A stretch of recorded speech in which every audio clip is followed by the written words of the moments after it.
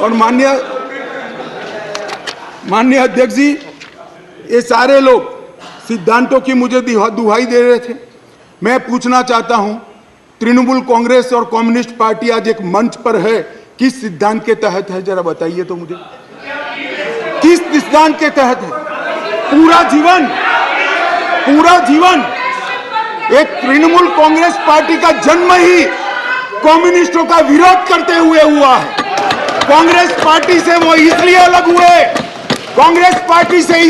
हुए, कि नरसिम्हा राव जी ने कम्युनिस्ट पार्टी से हाथ मिला लिए और आज सत्ता प्राप्त करने के लिए वो इनके साथ बैठे। एक कांग्रेस पार्टी और कम्युनिस्ट पार्टी केरल में तो यूडीएफ एलडीएफ कर एक दूसरे की जान लेने पर आमादा है और वहां इलू कर रहे हैं। माननीय अध्यक्ष जी, ये जनता दल, ये जेडीएस, माननीय अध्यक्ष जी, जेडीएस, ये नीतीश कुमार जी है। जेडीयू ये नीतीश कुमार जी है, जिनकी राजनीति चारा घोटाले का विरोध कर हुई। इनके राष्ट्रीय अध्यक्ष लल्लन सिंह जी कहते थे, मैं पान का बनवारी बन जाऊंगा मगर कांग्रेस पार्टी के साथ नहीं जाऊंगा, लालू के साथ नहीं जाऊंगा। मान्यवर, ये साथ में आ गए। साथ में क्यों आए?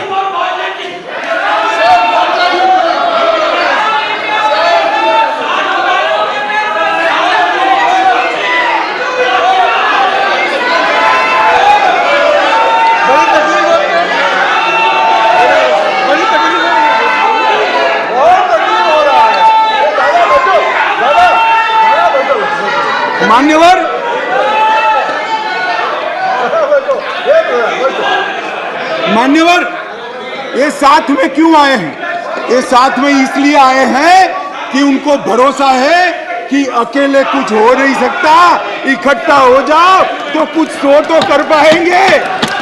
मगर मैं आज बताना चाहता हूं मान्यवर, और 5-10 लोगों को जोड़ दो, कुछ नहीं होने वाला है। 24 मई में फिर से नरेंद्र मोदी प्रधानमंत्री। मान्यवर,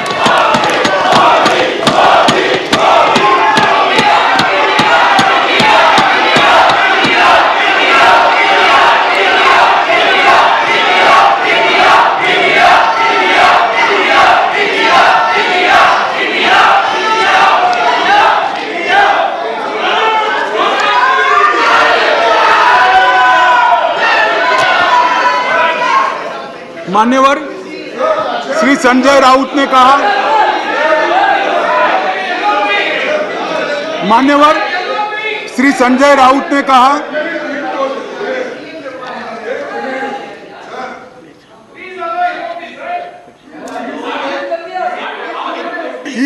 I know, but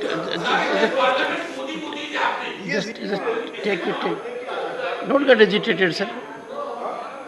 We will have a good transactional business. Yes, leader of the opposition. Your point of order, sir. देखिए, जरा मुझे 2 मिनट चांस दीजिए बस। देखिए, शाह साहब, उन्होंने ऑर्डिनेंस पे बोल रहे हैं, ठीक है, लेकिन ऑर्डिनेंस को छोड़ के वो हमारे इमरजेंसी से लेकर और अब तक जो आगे 2024 में, अरे भाई चुप, सब आधे कांग्रेस के हैं इसमें, आधे कांग्रेस में है। देखिए, आप भी सब आप भी थे। तो सर, मेरा एक ही निवेदन है कि शाह साहब अच्छे भाषा में बोलते हैं, हिंदी में अच्छा, जैसा अंग्रेजी में हार्वर्ड को उन्होंने बोले कि अच्छे शब्दों में, ऐसा वैसा ही वो भी हिंदी में बहुत अच्छे तरीके से व्याकरणबद्ध हिंदी बोल रहे हैं, ठीक है। लेकिन क्या बोल रहे हैं कि 2024 के इलेक्शन को वो संदेश दे रहे हैं यहाँ से कि हम जीतेंगे। माननीय खड़गे जी, और अपोजिशन का पूरा माननीय खड़गे जी, मान्य खड़गे जी, अपोजिशन के एक क्या है, सेकंड, टीका टिप्पणी कर रहे हाँ, एक हैं। सेकंड, मान्य आप खड़गे- अपने मान्य आप खड़गे जी, अपने विषय पे बोलिए। वन सेकंड, मान्य खड़गे जी, आप डिबेट में करीब करीब पूरे समय रहे हैं, हाँ? पर डिबेट में आप करीब करीब पूरे समय रहे हैं, पर कुछ समय आप नहीं थे।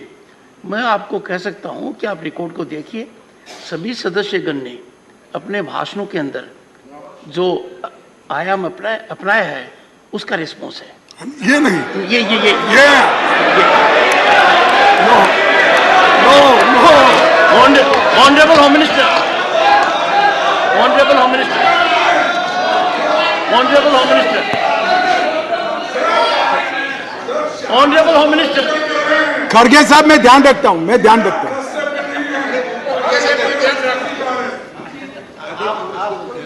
मान्यवर मैं खड़गे जी का बैठ जाओ। मान्यवर मैं खड़गे जी का धन्यवाद करता हूं। इन्होंने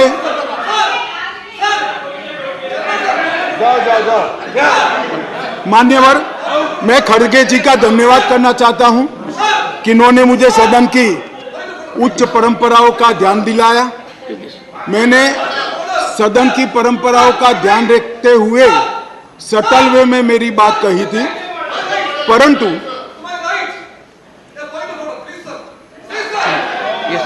मान्यवर मैंने सटल वे में ही करी थी।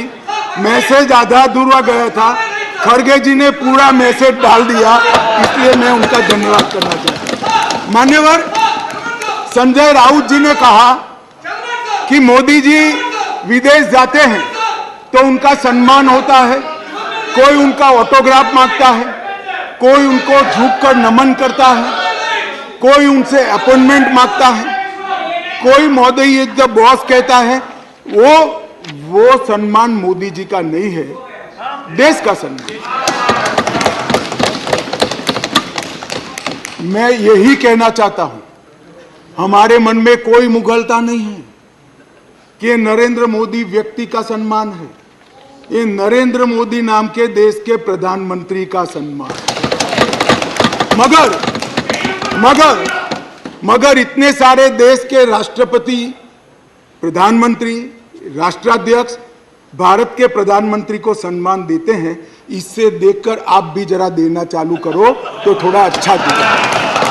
मान्यवर कम्युनिस्ट पार्टी के 2 सदस्यों ने मेरी पार्टी का उल्लेख देकर कहा कि मेरी पार्टी का आजादी के आंदोलन में कोई इतिहास नहीं है, हिस्सा नहीं। सुनिए, मगर मैं उनके एक व्यवहारिक जनरल नॉलेज पर क्वेश्चन उठाना चाहता हूं कि जो व्यक्ति का, मतलब इंस्टीट्यूशन के नाते कहता हूं, जो पार्टी का जन्म ही 1950 में हुआ हो, वो आजादी के आंदोलन में कैसे हिस्सा ले सकते हैं भैया? हमारी पार्टी का जन्म ही 1950 में हुआ, हम कैसे आजादी का आंदोलन लड़ेंगे? मान्यवर मगर कई ऐसे हमारे फाउंडर मेंबर थे, श्यामा प्रसाद मुखर्जी से लेकर कई सारे। आज बंगाल अगर भारत में है तो श्यामा प्रसाद मुखर्जी के कारण है, और अगर आज कश्मीर भारत में है तो श्यामा प्रसाद मुखर्जी के कारण। और मान्यवर ये कह रहे थे ये नागपुर से इशारा आता है, नागपुर से।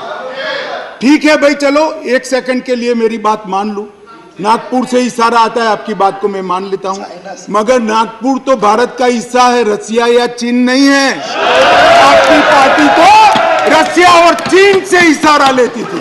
मान्यवर ये मुझे क्या कह रहे हैं?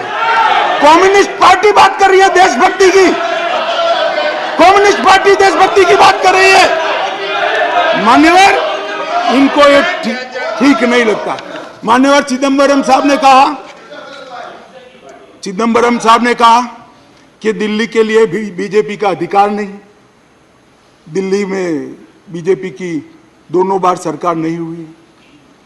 तो भाई अगर यही सिद्धांत है तो आपको तो बोलने का ही अधिकार नहीं है। आपके तो ना संसद सदस्य है, ना धारासभा में कोई सदस्य है। हमारे कम से कम 7 संसद सदस्य भारतीय जनता पार्टी के। और यही थियरी को माने तो विपक्ष के नेता ने ढेर सारे राज्यों के लिए वो बोल ही नहीं पाए। यूपी के लिए नहीं बोल पाएंगे, बिहार के लिए नहीं बोल पाएंगे, बंगाल के लिए नहीं बोल पाएंगे, ओडिशा में नहीं बोल पाएंगे, नॉर्थ ईस्ट में। ये सदन का हर सदस्य देश के झर्रे झर्रे के लिए चप्पे चप्पे बोल सकते। किस तरह से देश के गृह मंत्री को रिस्ट्रिक्ट करना चाहते हैं? मान्यवर, मैं सदन का सदस्य हूं तो भी देश के किसी भी हिस्से के लिए चिंता करने का मेरा अधिकार है और संविधान दत्त अधिकार है। मान्यवर, किस प्रकार की बात इतने सीनियर व्यक्ति करते हैं? मान्यवर,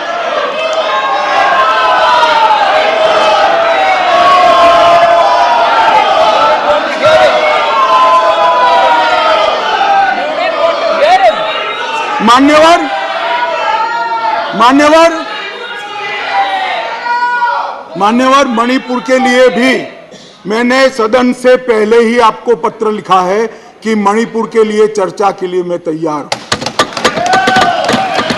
आज भी कहता हूं, अभी 11 तारीख बाकी है, हमें कुछ छिपाना नहीं है। छुपाना आपको है जो चर्चा होने नहीं देते हो, आपको छुपाना है। और मैं कहता हूं मान्यवर, 11 तारीख को चर्चा खड़गे जी कह दे, मैं कहता हूं इसी तरह से सुन नहीं पाएंगे मान्यवर, नहीं सुन पाएंगे, और इसीलिए मणिपुर पर चर्चा करने के लिए तैयार। मान्यवर,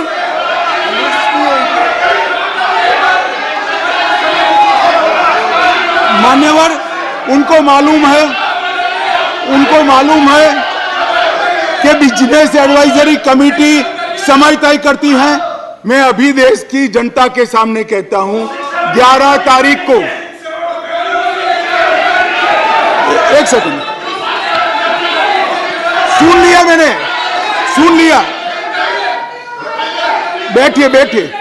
मान्यवर, मैं सदन के सामने स्पष्टता करना चाहता हूं। ये चर्चा वो 267 के तहत चाहते हैं। एक सेकंड, बैठ जाओ। 267 के तहत चाहते हैं, जिसमें मतदान का प्रावधान है। मान्यवर, ये प्रावधान क्यों बना है? जब कोई सरकार बजट के तुरंत बाद अल्पमत में आ जाए और कोई बिल ही न लाए, तो राज्यसभा में अविश्वास की दरखास्त का कोई प्रोविजन नहीं है, तो राज्यसभा में वोटिंग के साथ चर्चा हो, इसलिए रूल्स लाया गया है। यहां तो हम हर रोज बिल लेकर आते हैं, भाई गिरा दो बिल, बहुमत है, ये बिल गिरा दो, लो ये बिल ही गिरा दो, ये बिल गिरा दो। मान्यवर, मुझे बताइए, देश की जनता देख रही है, क्या हासिल है वोटिंग से? क्या हासिल है? सवाल आप मणिपुर की स्थिति, मणिपुर की चिंता और सरकार ने उठाए गए कदम पर चर्चा करने चाहते हैं, या वोटिंग से शो ऑफ स्ट्रेंथ करना चाहते हैं? और वोटिंग से शो ऑफ स्ट्रेंथ करनी है तो भी हम डरते नहीं है, इसी बिल में कर लीजिए, अभी दूध का दूध और पानी का पानी। मान्यवर, 11 तारीख को चर्चा के लिए खड़गे साहब हाँ बोल दे, मैं सदन में चर्चा के लिए तैयार हूं। मान्यवर,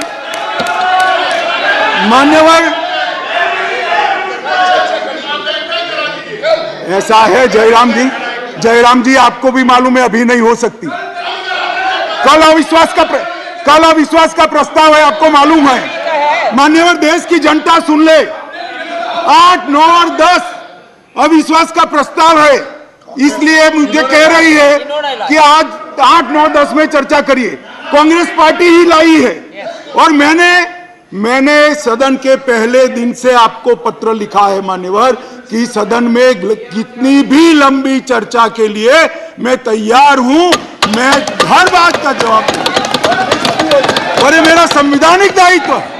मगर जब लोकसभा में अविश्वास प्रस्ताव पर चर्चा होती हो, तब ये चाहते हैं मैं यहां बैठूं। मान्यवर, इनको अविश्वास प्रस्ताव वही लेकर आए हैं, मगर इसकी संवैधानिक महत्व का मालूम नहीं है। अविश्वास का प्रस्ताव होता है, मैं वो सदन का सदस्य हूं, मुझे वहां रहना पड़ता है मान्यवर। और 11 तारीख में क्या बुराई है? 11 तारीख में क्या बुराई है? मान्यवर चर्चा से भाग रहे हैं, ये चर्चा नहीं चाहते हैं मान्यवर, होने नहीं देते हैं। इसलिए मैं कहता हूं मान्यवर कि चर्चा करनी नहीं है, और चर्चा करे तब बोलकर भाग जाना है। आज अच्छा है, कम से कम एकता दिखाने के लिए वोटिंग करने के लिए बैठे हैं। चलो वो बहाने से भी बैठकर संविधान के नियमों के हिसाब से, संसद के नियमों के हिसाब से चर्चा करी, इसके लिए धन्यवाद। मेरा पूरा सदन से मान्यवर निवेदन है कि जो मैं विधेयक लेकर आया हूं इसको पारित किया।